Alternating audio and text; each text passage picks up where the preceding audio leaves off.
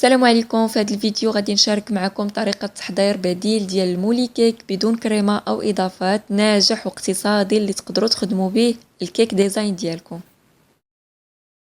بالنسبه للمكونات والطريقه ديال التحضير، في واحد الزلافه غادي ندير 6 ديال البيض غادي نضيف عليهم 240 غرام ديال سكر سنيده، قبيصه د الملحه و7 غرام ديال الفانيلا. غادي نطربهم مزيان مع بعضياتهم حتى غادي يوليو على هذا الشكل.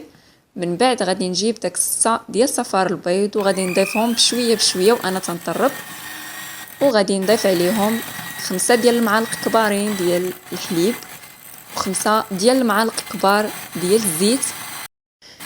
صافي هنا من بعد ما كتنسجم هاد المكونات غادي نضيفو الطحين والكاكاو. عندي القيمه ديال 200 غرام ديال الدقيق الخاص بالحلويات زائد 14 غرام ديال الكاكاو، والقيمه ديال 2 ساشيات من فئه 7 غرام. غادي نغربلهم هكا على 2 ديال الدفعات وانا تنخلط غير بالماريز هكا من التحت للفوق غير بشويه. هنايا انا مزربه الفيديو باش ما يشدش لكم وقت طويل وانتم كتفرجوا. صافي غادي نضيف الدفعه الثانيه وغادي نعاود نخلط حتى غادي يولي عندي المكونات كلها منسجمه مع بعضياتها على هذا الشكل. هذا هو القوام اللي كيولي عندي في هذا الخليط. وبالنسبه للمول اللي غادي نطيب فيه هاد الكيكه هادي، هو هذا القطر ديالو 18 سنتيمتر. غادي نقسم هذا الخليط على 2 ديال المرات.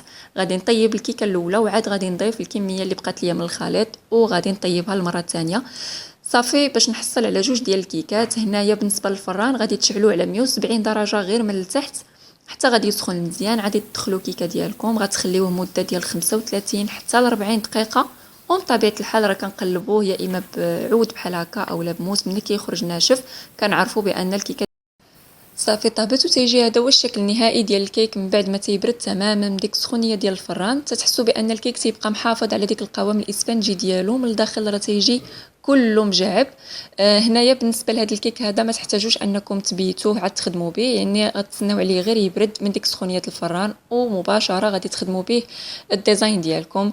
يعني عملي اقتصادي بديل ديال المولي كيك. كنتمنى انه يكون نال الاعجاب ديالكم. بالنسبه لي انا هذا هو الديزاين اللي خدمت به، جاء أكثر من رائع. كنشكركم بزاف على المتابعة وكنقول لكم إلى اللقاء فيديو قادم ووصفة أخرى إن شاء الله. بسلام عليكم.